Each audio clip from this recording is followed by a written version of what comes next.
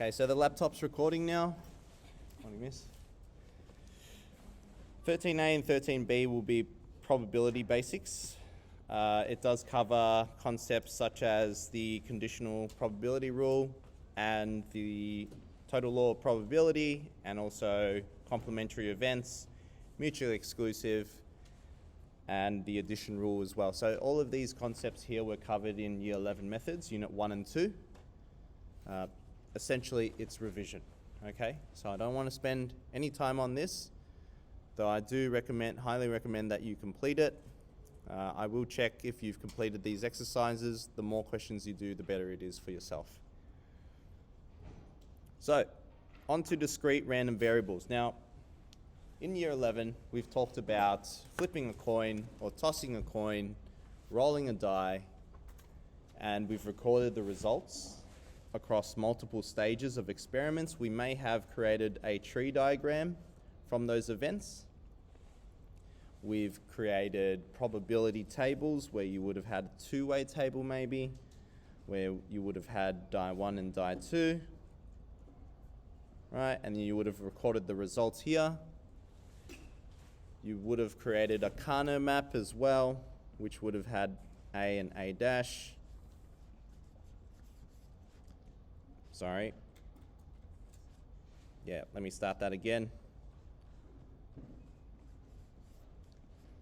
2, 3, you would have had A dash, B dash. The sum down here is equal to 1. You would have had to fill in the probabilities here in the table, and the rows would add to each other, and the columns would add to each other as well. So all of those kind of tables, tree diagrams, they were different kind of tools or visual diagrams for us to interpret or break down the scenario. It's a visual aid, okay?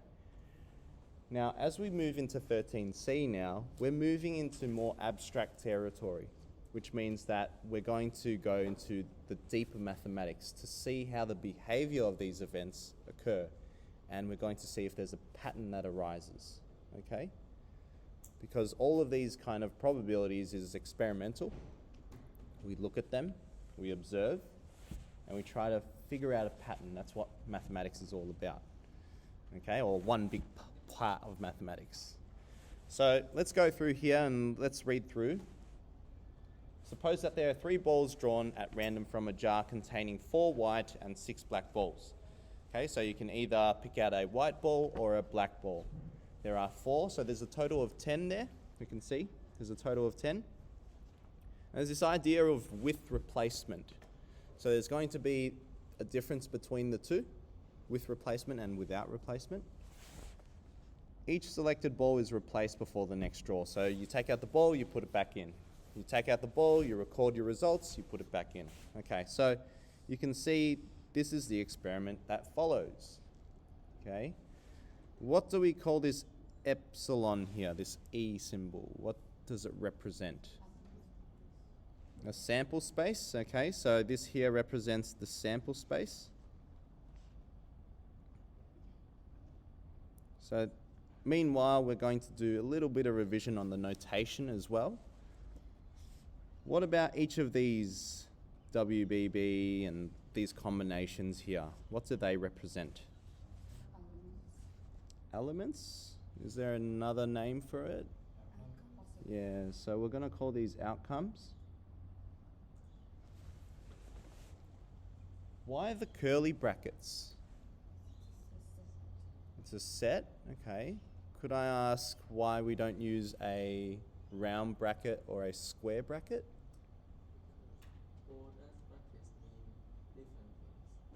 Right. Yep, square brackets and round brackets, what are they used for? Ramos? A range of values, but this one's also showing a range of values. Okay, so there's 2 areas of mathematics, right? In probability. There's discrete and continuous, and I'm going to draw up a diagram here. So I'm going to go to the textbook, but I'm going to jump away from it as well, okay? So this here represents curly brackets,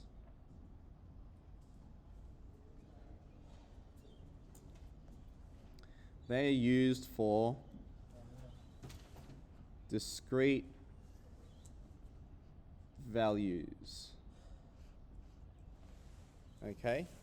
They are used for discrete values. What does discrete mean?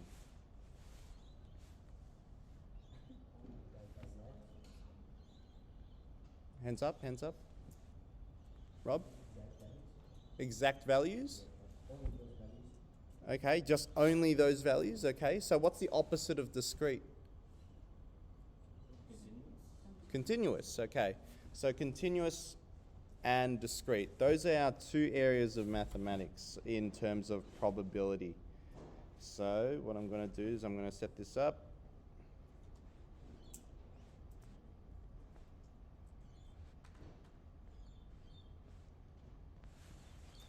And I'm going to draw a tree diagram now, like, well, more of a flow chart. We have the topic of probability.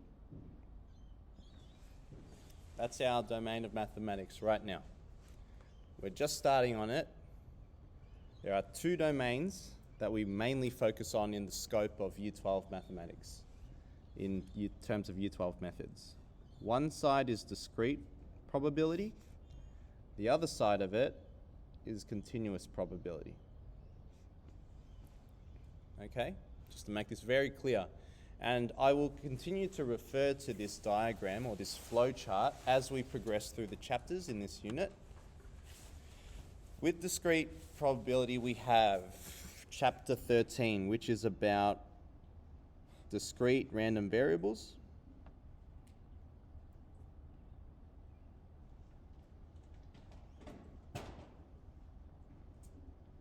And we will get into the details of what this entails. But discrete random variables mainly focuses on discrete values, which is whole numbers, things that you can count, okay? So these items here are countable.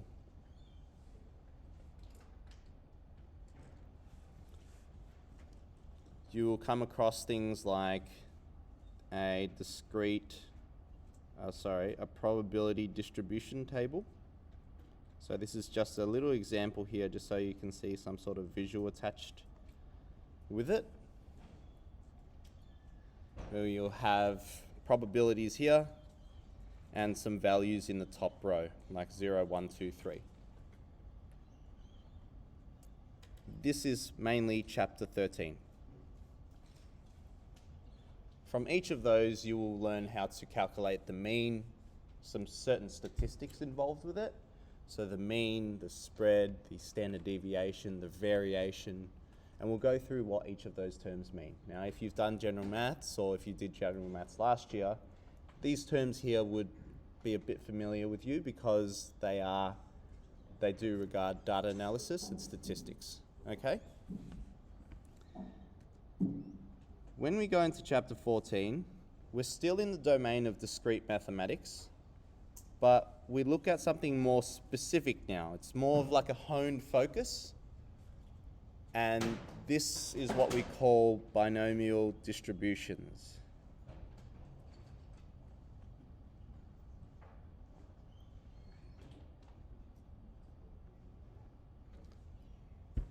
Binomial distributions, there's some sort of distributing happening here, so we're going to look at some sort of pattern.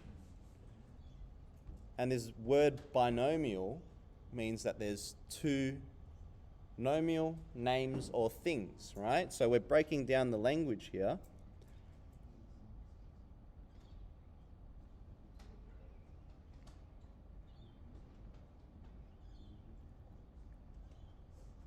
Two things, items, objects, names, okay? So that would be our focus there.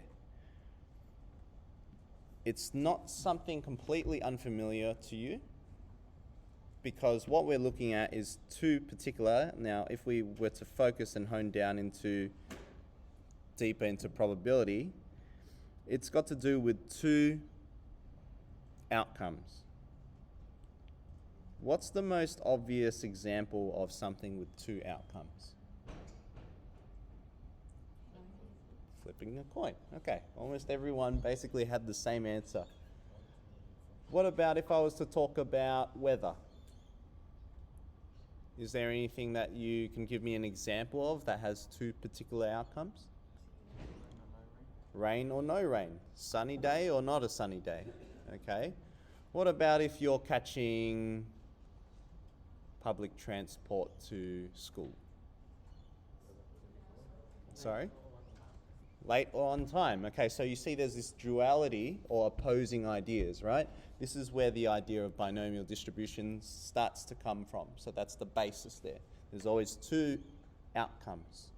So it might be you're focusing on a particular event, and then we're looking at two possible outcomes, nothing else. Okay.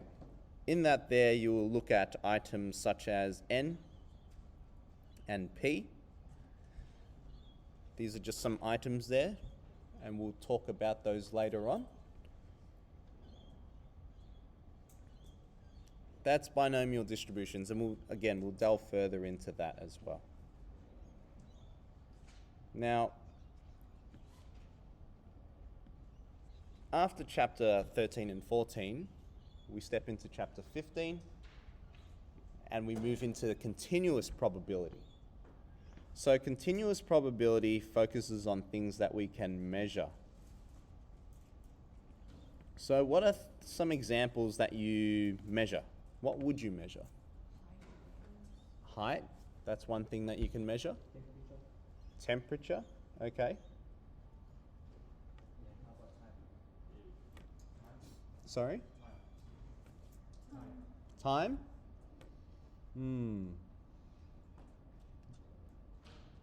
Yes, you do measure time. Yep. Weight? Yes. So the time that it requires you to complete your homework, or the time that each person requires to complete a test, for example. We could measure that. We could measure the weight of everyone in a class, and that each person kind of like slots into a particular value, right? So it's like, think of it this way. Has anyone been to like a circus show or fair? Or have you seen like those arcade games where you put in a ping pong ball into like the mouth of a clown? And then the head of the clown keeps swinging left and right, right? And then at the bottom there's like a box, and then there's numbers where you have points. You put the ball in, it goes in, and then it goes down, and it feeds out into one of those slots, okay? Essentially, that's what we do when we test for distribution, okay? Now, when you measure, what is the difference between discrete and continuous? We can see that one's countable and one's measurable. Yes, Jeanette? That's whole number, and that's decimal. Okay, so can you see here we're adding to our definitions here, whole numbers.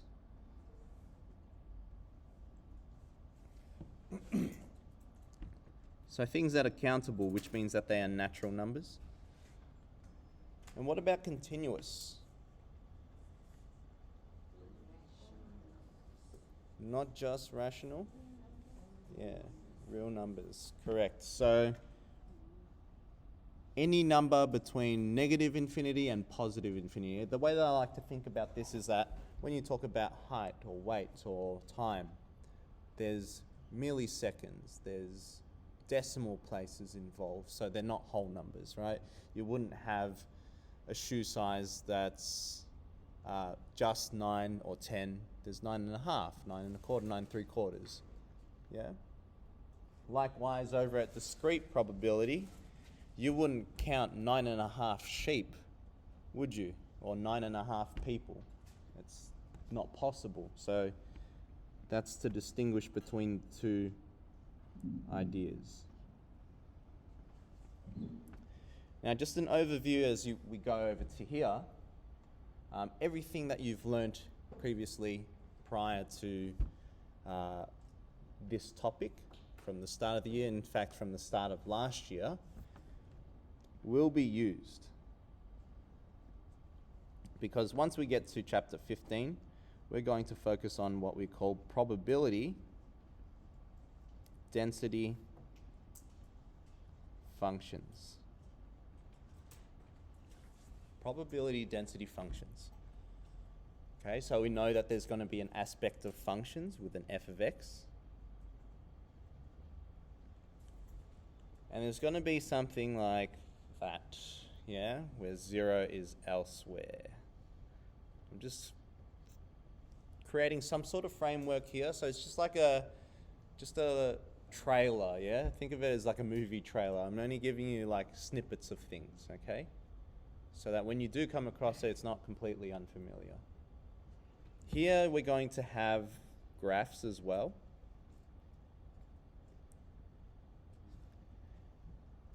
Now, what do you know about, let's see if how much we know here. What do you know about probabilities? Sorry? They all add up to 1. Right. Okay. So, if you have a function or a graph, I'm going to ask you, what do you think the area underneath the graph should equal to? 1. Okay. So the area underneath the graph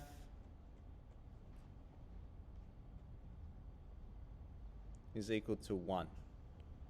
And that 1 there represents the probability as a decimal or as a fraction, okay? So how do we find the area underneath a graph? Integration. Okay, so there will be concepts of integration associated with this topic as well. Something with a dx, and we're going to integrate between a and b, or two values, okay? That's probability density functions, and again we're going to look at statistics like finding the mean, the standard deviation, the variation, and how that impacts your results, okay? Chapter 16. And we've talked about this, I may have mentioned this to you before about VCAR and like how they scale from your raw score to your scaled score. What kind of distribution do you need to follow? Okay. Correct. So normal distributions. Now notice here that in continuous, there is a horizontal number line that we deal with. So that's the common theme, okay? Whereas with discrete probability, you'll be looking more at tables of values, okay? Because it's just one single value, one particular value, one particular value. So normal distributions, and that's the bell curve, okay? You'll see something like x is distributed normally with the mean and the standard deviation squared. Whereas over with binomial distributions, you might say that x is binomially distributed with n and p. Okay, so there's some notations there that we haven't seen before yet that is quite unfamiliar, but as we go through and work through these, it's going to make a bit more sense, okay? And hopefully by the end of it, you'll become experts. There's what we also call a standard normal distribution as well. And that's represented by a z-score. And again, what is the area underneath that curve? It's equal to 1, okay.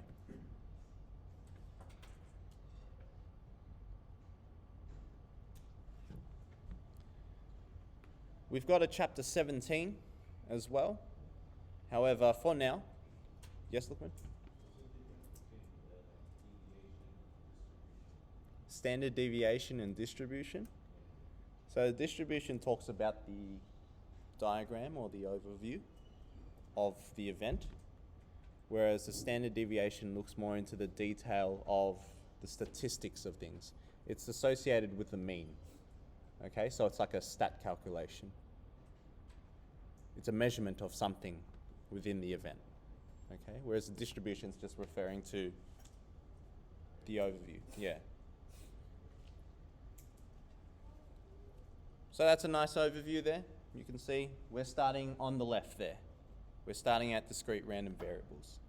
Okay, the skills involved here, you will come across. We can come back and revisit this occasionally, or frequently to add onto it, okay? But this is a good starting point. So everyone kind of know what we're going to encounter from now until the end of the year? There's going to be one more chapter, but that's chapter 17. But I'll save that once we get a good grasp on these here, okay? Because chapter 17 is a combination of chapter 14 and chapter 16, okay? Concepts from there drawn together. What's chapter 14? Chapter 14 is binomial distributions. And what's chapter 16? Chapter 16 is normal distributions. Yeah. Okie dokie. So, there's a bit of a tangent from here, but at least now we know where we're at, okay? Discrete random variables, yes, we've got the outcomes. Yes, we've got the curly brackets because we're talking about discrete values. So when we say discrete values, you can understand now that they're just one set of events. It's one specific, they're whole numbers, they're countable, yeah?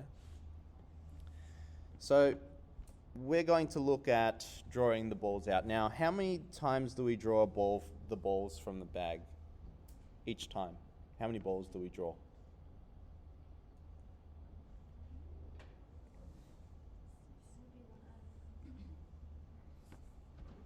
The answer is somewhere in here, in the top section. Total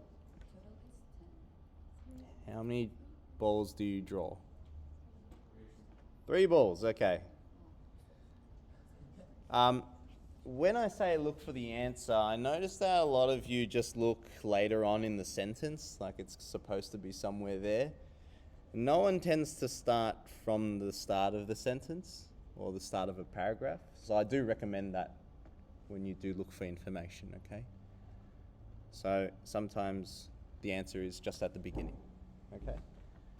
So you can see why each of these outcomes here has 3 letters attached to it, because there's 3 draws, okay? Then you record it. So you take out 3 balls, you record it. Now, these are the outcomes here, but when we start to talk about random variables, now this is like delving into it now. Instead of saying WWW for white, white, white, let's draw a focus just on the white balls in this particular event. Okay, so instead of referring this to WWW or white, white, white, and this one is white, white, black, white, black, white, let's focus on just the number of white balls. So how many white balls can you have? You can have 3 white balls, right? You can have 2 white balls, you can have 1 white ball, or you can have 0 white balls, which is referring to BBB. Okay, so we're shifting our perspective now to look at it in reference to just one item. Okay, and this paragraph here, if I was to summarize it, I would say let X equal to the number of white balls. And these little statements here like that, you're going to use quite regularly, especially in your working out, to help you understand. So probability here is now there's a huge focus on understanding what you're writing, okay? Understand rather than just trying to look for the answer, because the answer's easy once you have the numbers, but you need to understand why. So with a random variable, we're going to assign the function. We give it a letter, okay? So you may have noticed that there's a difference between the capital X and a lowercase x. Does anyone know the difference between the two here in terms of probability? Okay, I'll explain. Capital X, or capital letters, refers to the event. Okay? Whereas a lowercase letter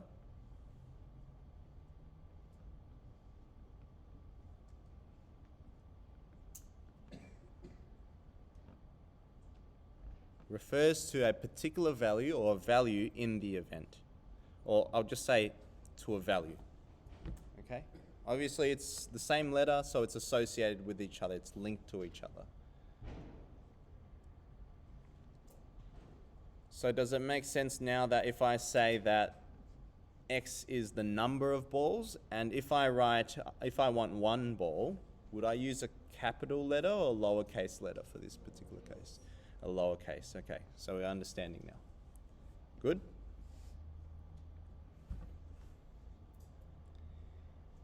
Here in this section here, it goes through exactly what we've discussed about discrete random variables and the difference between them and continuous random variables, how we talked about the idea that discrete random variables are countable, whereas continuous random variables are measured, okay? They also provide some examples there, like height, weight, time taken to complete a puzzle for continuous random variables, which is what we discussed about. And for discrete random variables, they talk about other examples like the number of children in a family, a person's shoe size. Okay, now a person's shoe size, that's arguable, right? We want to focus in that particular case perhaps just on whole number shoe sizes. But if we go to 9.5, well, wait, hold on.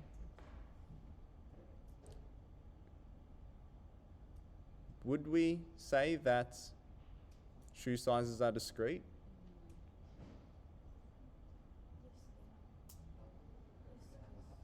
Is it finite or infinite though? Sorry?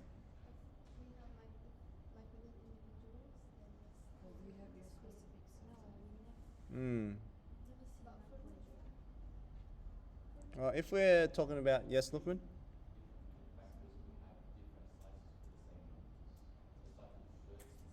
Yes.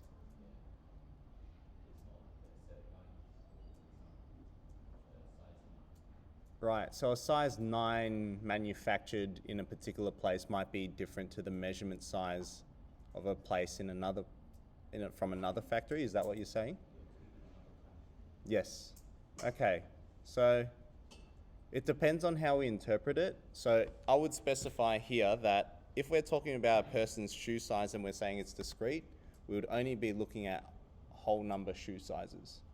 But if we're looking at shoe sizes in the sense that you're measuring how long your feet are, then that's measurement, that's continuous, okay? Because we're going into specific measurement details. Yes, Sasha? The rational numbers also discrete? Rational numbers? You have an infinite amount of them, but they're all countable. That's a good question. That is a good point. So you say that 9 and 9.5 and 10, we can count those as discrete, yeah? So 9.5 is just a discrete value? That's what I agree with that. It depends on the event. Okay. I think it would be defined as that way, yeah. So in the question, they won't keep it ambiguous. They'll probably preface it with saying the shoe sizes of this particular shoe company is represented by a discrete random variable X, where they have shoe sizes of 8, 8.5, 9, 9.5, 10, 10.5, so on and so forth. So in that case, they've already mentioned that it's discrete, yeah? Okay. Food for thought. But it would be specified, so there would be no ambiguity there, okay? Now, when we go to look at these here, it says consider again. Let's just see what they say through here. Associated with the value of X. So, like we said, with WWW, there are 3 white balls, so that's X equals 3. Now, they use a capital letter for X, but they're saying the number, if we were to interpret this here, and I don't want to get you confused, right? When you see the capital X, it represents the event, right? What did we say X equals to, the capital X? Let X be equal to the number of white balls. So this definition here actually strings along a sentence, And what it says is that the number of white balls is 1. Okay? So this 1 here is still a lowercase x. So depending on what your x value, your lowercase x value is, you'll have x equals to x, where x can be 0, 1, 2, or 3. Does that make sense there? So your little x can be those particular values there. But where this is a sentence here, whereas this is just values, okay? So moving on to this particular part here, I'll take this out from here. You'll see a lot of notation here that's going on. I don't want you to freak out because of that. We'll go through and we'll decipher what happens here. So jar contains, we're looking at the same example. What is the probability that if 3 balls are drawn at random from the jar with replacement, a white ball will be drawn exactly once? Okay, a white ball will be drawn exactly once. So the year 11 way to do this is to draw out a tree diagram, list out all your outcomes, and then add them together or make the calculation. Okay, so we want to move away from this. Essentially what they'll do is they'll give you a probability distribution table. But I'll just quickly do this as a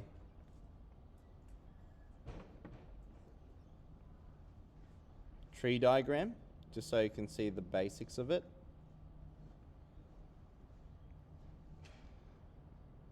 And then I'll duplicate these here. Nope, it's not gonna work. White, black, white, black, white, black.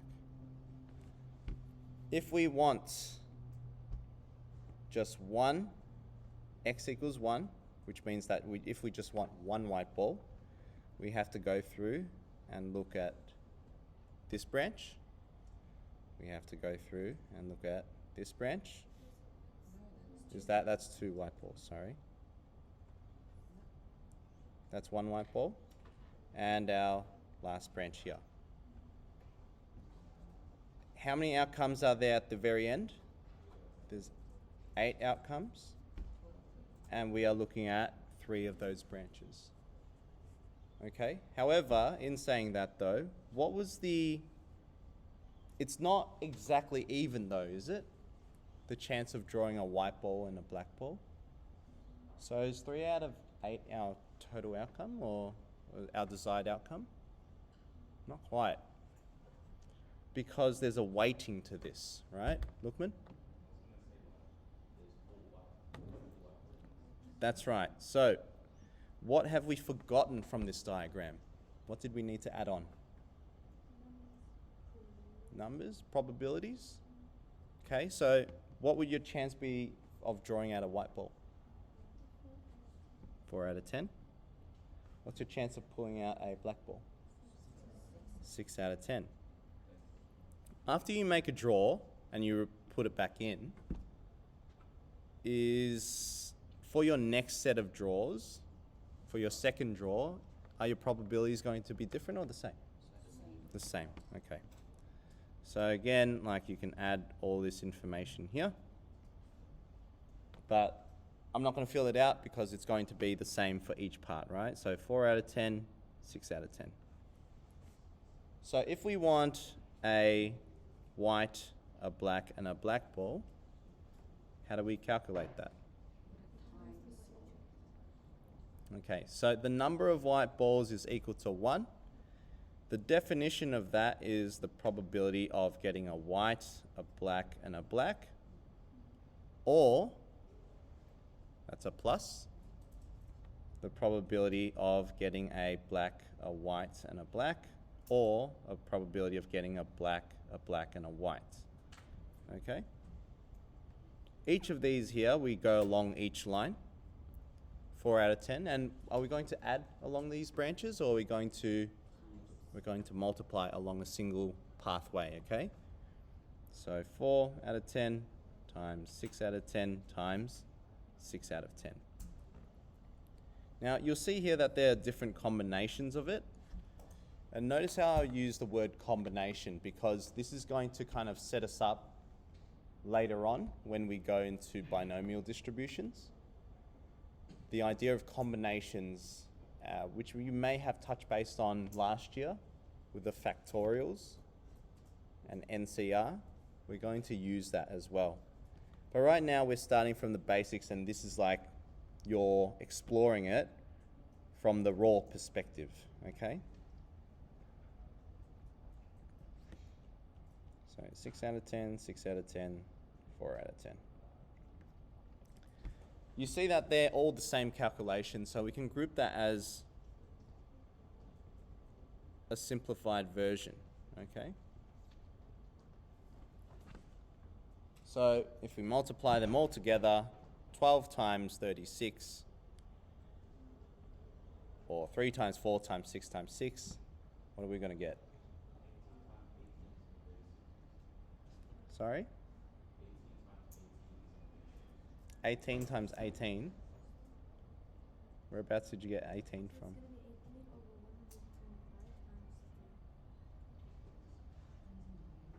4.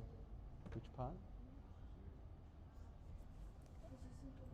I've gone 3 times 4 times 6 times 6. What's that equal to?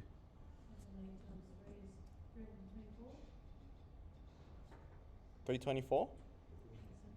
I'm just going to quickly calculate it. 432.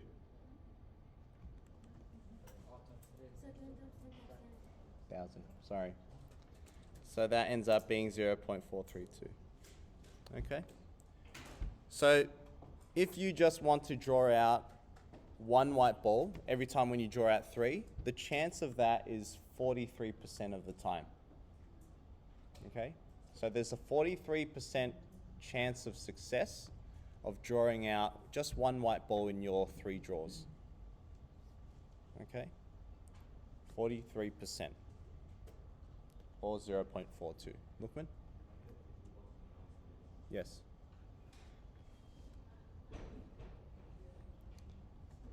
Now, when you actually put that into perspective, right? This is going into a different scenario now, but you can see that every time when you do a particular event, you can slot it out into particular values depending on what you're focusing on here. Here it still talks about the idea of the black and the white balls from example 11. So I'm just going to look at this probability distribution table here. This table here. So remember how we said that we can draw out one white ball or no white balls or 2 white balls or 3 white balls? Where do they get these numbers from? Yep. Yes, so that one white ball there, notice how we got 0.432 before? That's that outcome there. So we're grouping our outcomes now. We can do the same thing and look at 2 black balls, or 3 black balls, or no black balls. Oh, sorry, no white balls. Replace all those black balls by white balls, okay? And what you can do is you can graph it up. You start to notice some sort of pattern happening here. Okay, so depending on the weighting of your pick, you can get a white ball or black ball. Which one's more common, a white ball or a black ball? Because there's 6 of them, right? What do you notice here? It's skewing more towards the number of white balls or the number of black balls?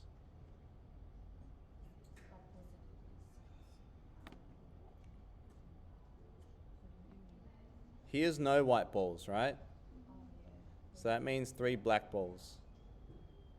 Can you see how that's more common than the number of white balls?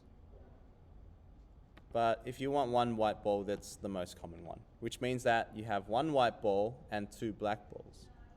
That's the most common combination. So here you can kind of already see a normal distribution, but the reason why it's discrete is because you only have a finite number of experiments that you're doing. Okay? There's still some sort of pattern forming here. Okay?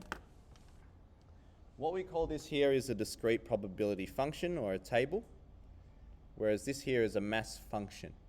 Now the mass function here, you can see it's discrete still. It's not like a straight line and straight down. Because if that was the case, then that's what we would call continuous. But remember, we're doing discrete, so they're only represented as points on a graph. It's just this point, just this point, just this point, just this point.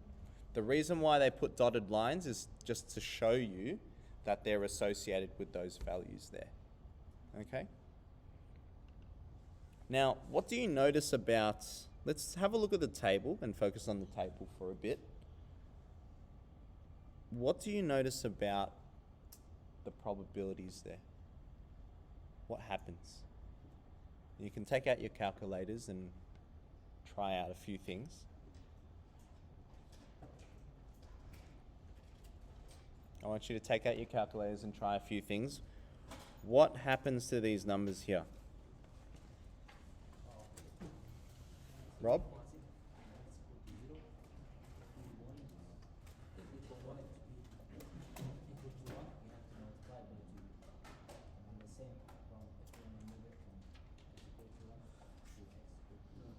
Okay, so for this one here, to get to this value, multiply by 2. Is that the similar pattern across all of them though? Okay, so that might be the wrong rabbit hole. So let's pull back from that and we'll have a look at another option.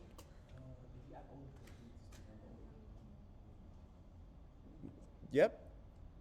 Okay, so did everyone catch that? If you add all of these probabilities here, it should equal to 1. So we know the verbal definition of this, okay? There's actually a mathematical definition for this. And this is what this stands for. The sum of all the values of P of x, so essentially the sum of all your probabilities, is equal to 1. This symbol here is the sum symbol. The sum means to add, okay? So if I was to interpret this, this is the sum of all, what does P of x stand for? Probabilities is equal to 1. So if you do see this definition on your formula sheet, it's not something unfamiliar to you. Yes? What's another thing that you notice about the individual values here?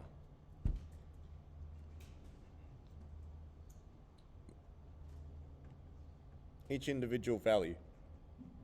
What are they between? 0 to 1. Okay, they're between 0 to 1 because?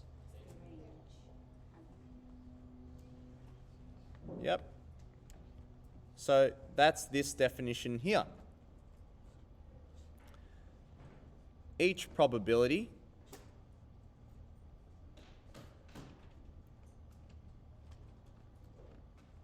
is between what values? 0 and 1. What? One more word that we should add. Inclusive. Thank you.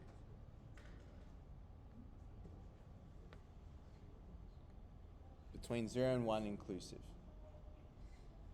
Okay, so if you want to calculate, what do you think this means then? If you want to calculate a probability that focuses between two values of x, or two values in your event, what do? You add up. You add up. What's P of x stand for? You add up the probabilities between A and B. So if you have a look at this table here, and I want you to calculate probability that x is, let's say, x is greater than 1, which values would you add together? 0.1 and 0.4. Okay? Because this definition here is when probability of x equals to 2 and the probability that x equals 3. So that's why we focus on those two. And you'll see here in this section it's represented like that. Now sometimes you'll notice that the table is represented by p of x here, right? That's the same as saying p of, so this here, this 0.2 here, is the same as saying p of 0, right? It's like when we have x and f of x. So if we have 2, then we have f of 2. Okay, nothing fancy there. So this here is p of 1. That's equal to 0.3. Another kind of notation that you might see in the exercise is this PR of x equals x. These are the same definitions. Okay? So what this means is that this 0.2 here would be written as the probability that x is equal to 0. Because our lowercase x is 0, that's why we substitute it in. How would this be written? That's the probability where capital X, the event, equals to 2, because that's our lowercase x, okay? The notation, when it changes, it takes a while for our eyes to readjust and interpret what they mean, okay? Because if I just dump this all onto you and say, okay, this is what it means, let's just do the calculations, you lose a lot of that foundational understanding to actually figure it out, okay? But now you know the definition. Like, I wouldn't give you a paragraph to read if you don't know how to pronounce each word, okay? So this is why we're really taking our time to delve into the nitty-gritty of this. Once we can do it, I'll take off the safety reins, you can start running, okay? So when you look at each of these notations here, does it make sense now, rather than just gibberish? Okay? Why do we use these curly brackets? What do they represent again? Discrete values. And each of these are what we call outcomes. Okay, cool. So the probability that x equals 1, what does the x stand for again? Let's zoom back a bit, and now we'll actually figure out what the context is. Is it still talking about the number of white balls? No, it's talking about the number of? Okay. So instead of writing seeing that sentence at the top there, I would say I would rewrite it. So when you're doing the exercise, you rewrite it as well. You would say let capital X equal to the number of heads. Okay? And if you want to add more detail, you talk about the fair coin that is tossed 3 times. What does that indicate to us if it's a fair coin? Equal probability of scoring type of head. Yes, correct. Lookman? Yes, that's correct. Better not be my car. Anyhow. So you can see here why there's the TTT, why there's the HHT, so on and so forth, because our coin is tossed 3 times.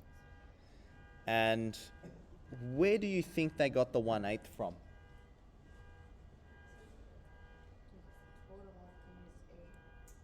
What's the probability of getting a tail? Maximum 1 out of 2. What's the probability of getting another tail after you flip the coin? 1/2. 1/2. That's equal to 1/8. Okay, so this is assuming that you already know how to do these calculations. So when you see it, it's just really a different format or a different way of writing things, yeah? So each of these here, it's 1/2 times 1/2 times 1/2 plus another 1/2, and that's how you get the 1/2 plus 1/8 plus 1/8. Okay? Any questions here so far, Asher? What's the difference between event and an outcome? The event is referring to the entirety of what's happening here. That's the event. Okay? An outcome is one specific happening of the event. So does that make sense? It's more specific. Sort of, I think it's... So if I was to talk about the event, I'm tossing a fair coin 3 times. But if I was to talk about a particular outcome, you might run the event and you'll get 2 heads and a tail. But then Nicola might run the event and she'll get 2 tails and 1 head. So that's an outcome. You have a specific outcome, but you're conducting the same event. Okay, does that break the difference between the two? Yeah. So if you do have any struggles with understanding the concept between what the difference between things are, especially in probability, just ask, yeah? And see if you can explain it. See if a classmate can explain it. If you can't explain it, then delve in to ask why, okay? It's good that you make the separation here. Now, if we go into the more technical aspects of this, you'll notice that you'll just start running calculations, okay? Because when in probability, there's always going to be, or you've noticed in methods now, there's the technical skills part of it, but then there's also the problem solving and the contextual understanding side of things as well, okay? These questions here focus more on the technical skills, okay? To see if you can interpret symbols and if you can just run calculations. Exam 1 or exam 2 kind of question? Exam 1, no calculator, just by hand, yeah? However, if it does say calculate to 2 decimal places or calculate to 3 decimal places, that's an indicator that you will use the CAS calculator. Okay.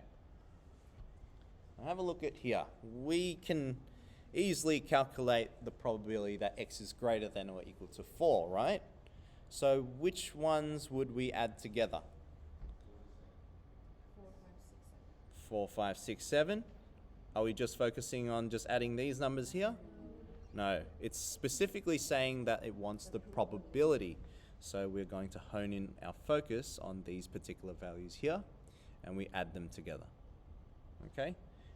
I'm leaving the answers here for you to see about how they progress along their solution, right?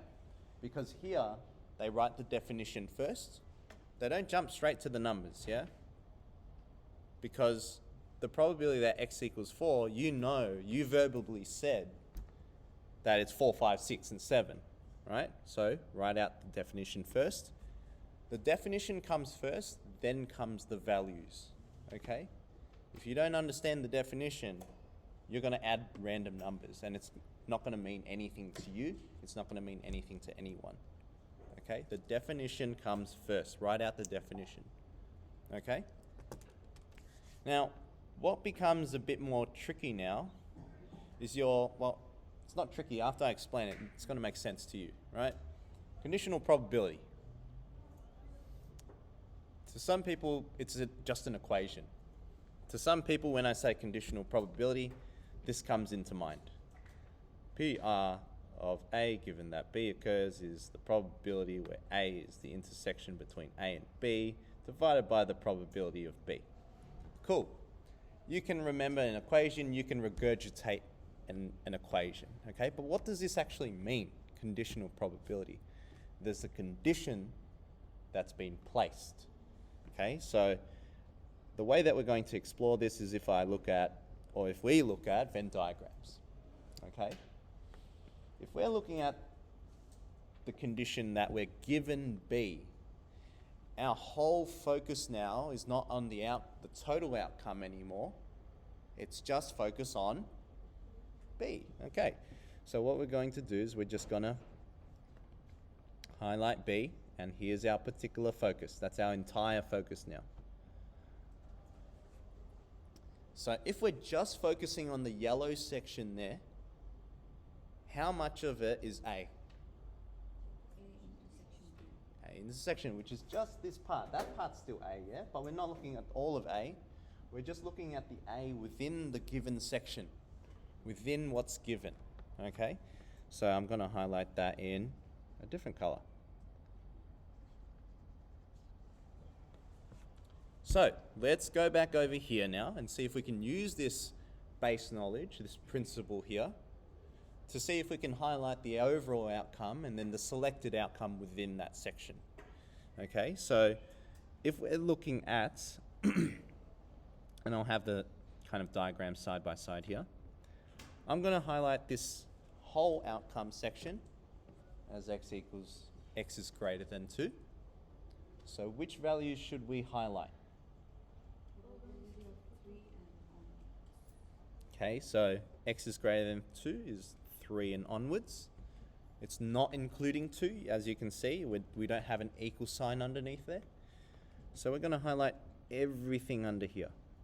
Okay, that's everything that we're looking at. Now, within everything that we're looking at, which part do we want to highlight?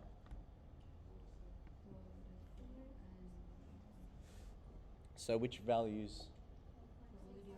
4, 5, 6, and 7. Okay. And there you have it. There's your calculation. It's going to be 0.4 plus 0.3 plus 0.02 plus 0.2 out of this section here. Notice the total outcome. It's just like this, yeah? There's your numerator, there's your denominator. Here's your numerator, here's your denominator.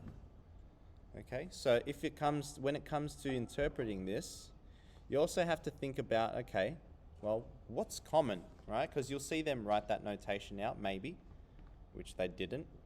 They just went straight to interpreting it. But if I was to take this out and run the calculation for it, sorry, I'm just going to snip this.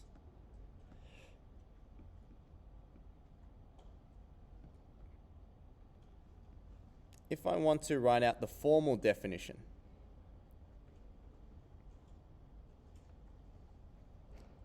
then we have to look at what's common between x is greater than or equal to 4, intersection or and, x is greater than 2, divided by the total outcome here, which is our focus.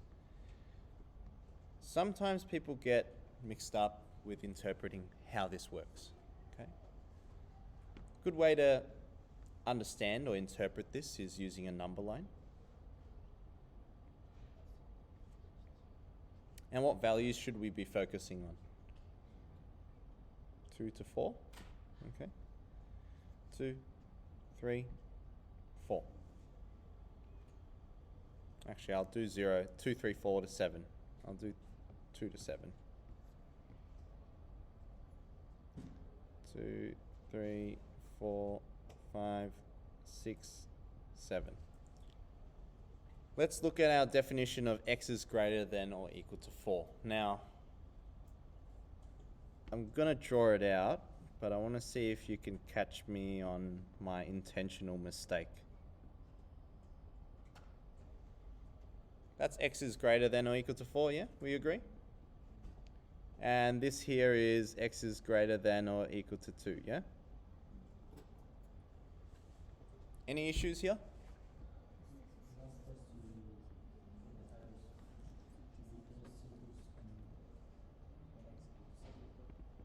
Sorry, Rob?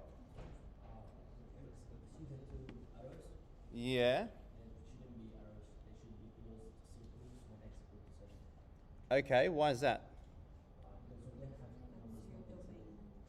Right. Okay, so we're getting closer to the truth now. Yes. What does the connecting lines suggest? It suggests that you have a continuous interval. a continuous interval, which means that you're including every single value in between the values of 4 and 7. So that includes 6.325, right? That also includes 4.178. That's still part of that number line, okay? So we need to represent them as discrete points. So it could be 5, it could be 6, it could be 7. Everything greater than 2 is this, right? All colored in. How do we interpret the intersection symbol?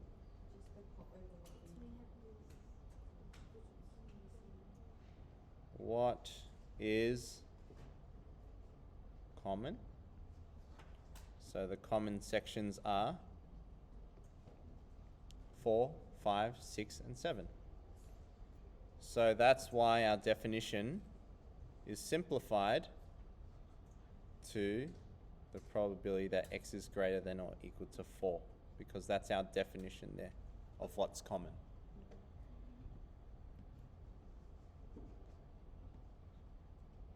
All I've done is simplified the numerator. Our numerator has developed into something more simple, more of a simple definition. And from there, from here, that continues on with our calculations there. How did they get this 0.4 at 0.74, and how did they get that 0.99? Added all the values in the table. So in this section here, that's our 0.74.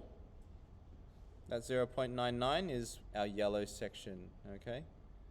Yellow section, numerator, denominator. Any questions there?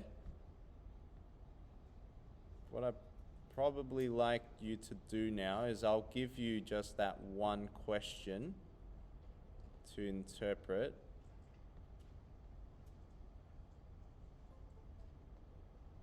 How do we?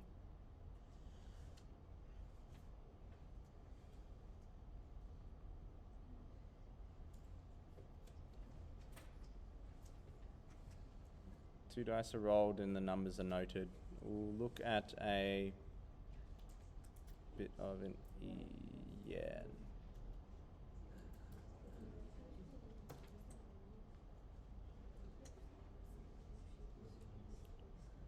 I'd like you to try question 14 in the last 10 minutes.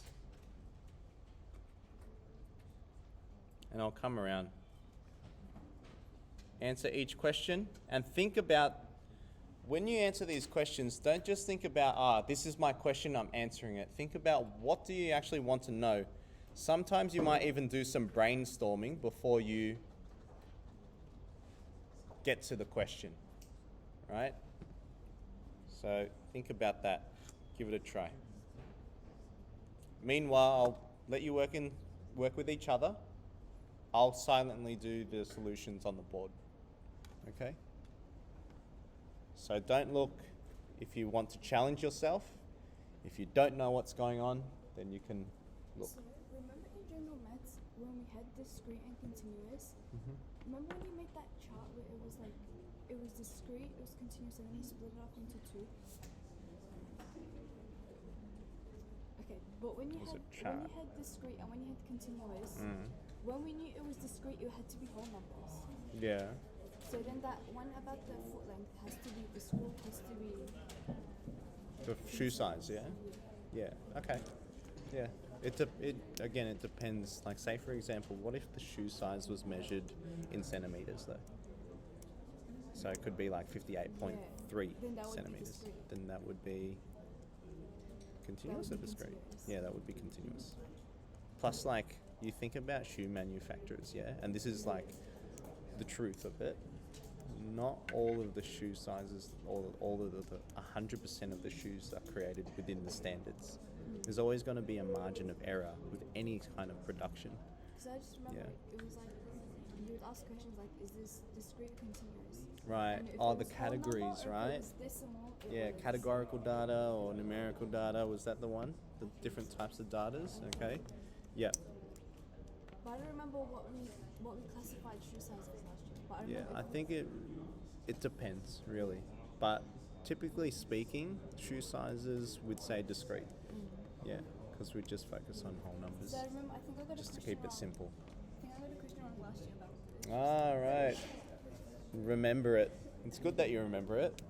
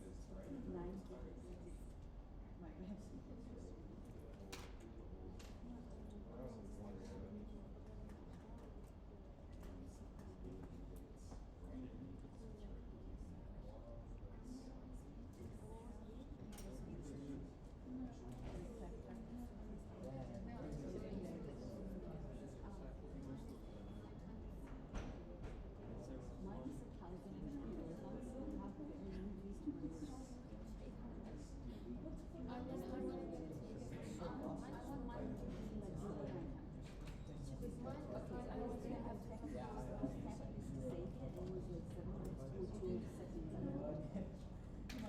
Remember, this is just only this one. Yeah.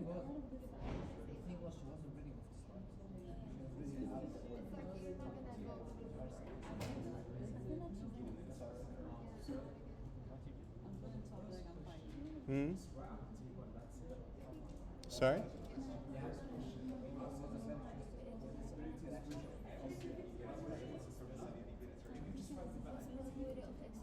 For part A or? Yes, yeah. You show the distribution as a table. Okay. Hi. I keep changing when I'm doing my peer observations. Can I do it with you tomorrow, peer 3? Anytime. Peer 2. Anytime. Peer 2, this class. Oh, okay. Yes, absolutely. I think I originally was, then I changed it, and I'm changing back. Okay. Happy. Doing probability. Yes. Fun. That was the first year 12 maths class I ever taught. Year 12 Reasoning and probability. data, it was. Year 12 probability. It was reasoning Straight and into data, it. it was called. Right. My first year of teaching, they threw me into it. Oh my goodness. Sink or swim? Okay, I'll catch up with you later. Thank you. 9:59. 9:59. 9:59. We're almost there.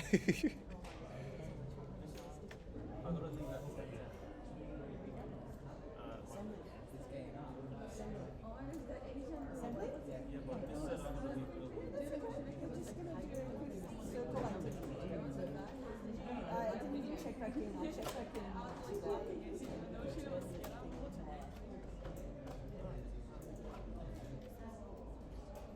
You're pretty much done, aren't you?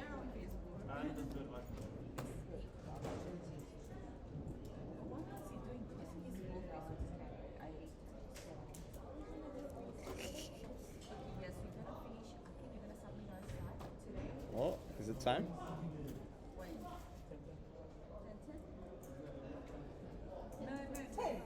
Okay. 10. Thank you, miss. All right, thank you, class. Give that a try. Just a quick reminder that tomorrow we'll be going on to 13D. We've got most of the groundwork laid now, so moving forward, it's going to be a lot easier. Okay, our pace is going to quicken up. Cool. Thanks, everyone. Recording will be up at the end of the day.